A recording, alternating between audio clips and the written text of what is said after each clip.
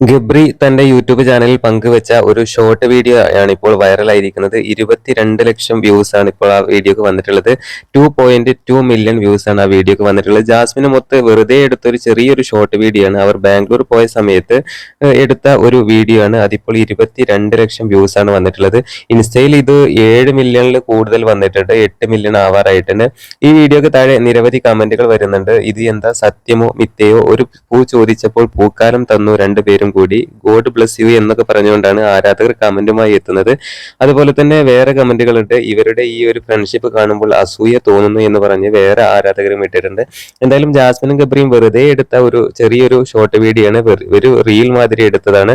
എന്തായാലും ആ വീഡിയോ ആണ് ഇപ്പോൾ പെട്ടെന്ന് അടിച്ചു കയറിയിരിക്കുന്നത്. എന്തായാലും ഗബ്രിയുടെ യൂട്യൂബ് ചാനലിലെ സബ്സ്ക്രൈബേഴ്സ് ഇപ്പോൾ 1 ലാക്ക് ആയിട്ടുണ്ട്. 99,500 കൂടുതൽ സബ്സ്ക്രൈബേഴ്സ് ആണ് ഇപ്പോൾ ഗബ്രിക്ക് ആകെ ഉള്ളത്.